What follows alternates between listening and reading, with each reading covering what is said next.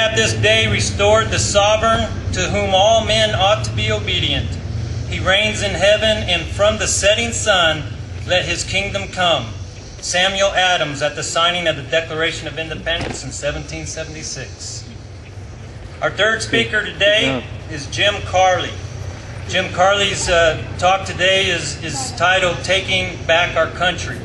Jim is a retired 28-year Army officer, a helicopter pilot, and a Vietnam veteran. He's won the Meritorious Service Medal twice. He has 28 air medals. He is the president and founder of SOAR, that's Save Our American Republic, and he hosts his own live internet show called Conversations with Our Heritage. Please help me welcome Mr. Jim Carley.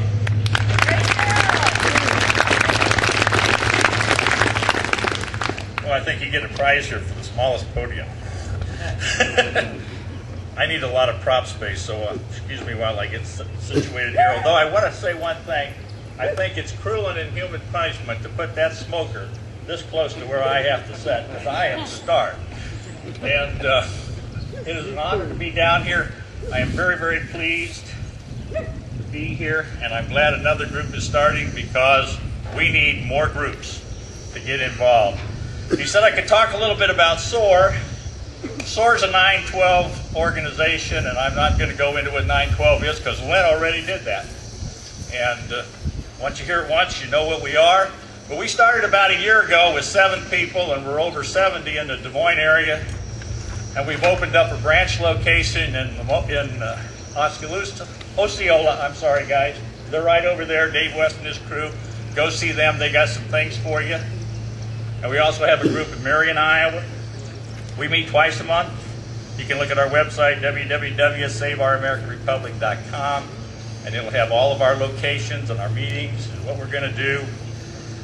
We have book clubs twice a month, and that's really, really interesting. We don't always talk about books, we just talk about issues, and it's really nice to get other people's perspectives, and it really broadens your mind. As I said, we have 2 other groups. Our primary function is we focus on education, because if you don't know what you're supposed to have, you don't realize that you don't have it, or you don't realize how close you are to losing it. So we focus on the education. Last November, our SOAR group in Des Moines brought in speakers from the National Center for Constitutional Studies that gave a one-day seminar on the making of America. They go all over the country doing that. They average about 70. We had 151 people. Not bad for little old Des Moines, Iowa. This last March, our Marion, Iowa group had the same seminar put on, and July 24th, our Osceola group right over here is putting it on. $15 for tickets. That includes a 135-page study book, workbook that you get to keep. It's a fantastic program. Again, it's Saturday, July 24th. It's an all-day event. And then in Des Moines, we're having another one on September 18th, same place, to do it again. And of course, we're not happy with just that. We want to do a little bit more. So at the State Fair on August 18th, I believe that's the Veterans Recognition Day, we're going to be hosting a Constitutional Jeopardy game. Sounds like a lot of fun. Boy, I tell you what, I should get combat pay with some of these bees you got flying around up here. But anyhow, we're going to have a Constitutional Jeopardy for 2 age groups, 5th grade to 8th grade and 9th grade through senior. We're going to have 2 of those. Again, I encourage you to look at our website. We got a lot of information on there. We have founders quotes, we have a homepage, we have a library page, we have links to 70 other sites where you can go to news agencies, speakers, government, and find out what the heck's going on. I would encourage you to get this book right here, The 5,000-Year Leap. If you really want to know what America's supposed to be, this is the one you want to start with. This is the one that will get it on the road. This is the book published by the NCCS that started the 9/12 movement. And they have a bookmarker called the 5,000-Year Leap, and it has the 28 principles of liberty that are discussed in this book. They got them over here at the SOAR table. I think they're free of charge.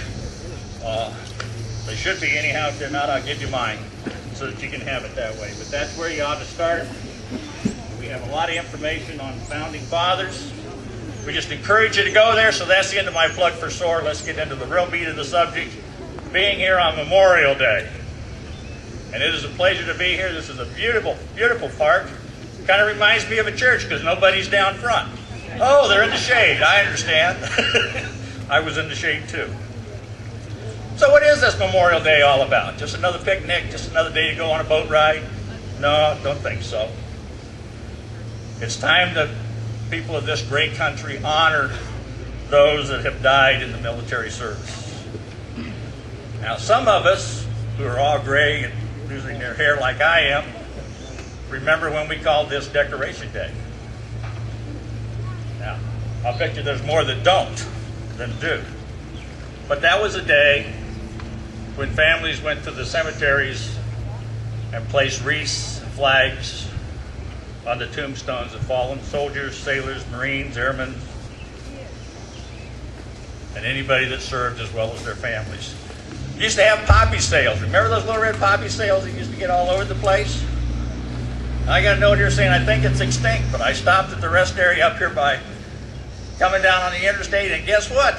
I bought me a poppy from the VFW group. I thought that was fantastic. Okay. A little history lesson on Memorial Day. It was enacted to honor the Union soldiers after the American Revolutionary War. And as time advanced, it was expanded to include all American veterans of all American conflicts. A lot of us will remember when traditionally it was always May 30th. It didn't matter whether that was a Wednesday or Thursday or Friday. It was always May 30th. And then 1968, Congress passed the Uniform Holiday Bill, moved 3 holidays to where it's now a 3-day weekend. And I could kind of understand that, but the sad part about that is it's kind of lessened the importance of the day, and it's become a vacation day instead of a day of remembrance. So I'd like to see us get back to that day of remembrance. Now, we had some veterans stand up earlier, so I won't ask you to stand again. However, as I mentioned some conflicts, if you're a veteran of that area, I would appreciate it if you'd stand up. We go way back in history to conflicts, so I'm going to try to pick the ones that we have a chance of having some survivors. So I'm going to start with World War I. I know that was a long time ago, 1917, 1918, but there still are some surviving veterans from that. And just in case anybody wonders, there was 116,500 deaths. That'd be like 66 Lamonites, just to kind of put it in perspective. World War II. Do we have any World War II veterans here? All right, God bless you.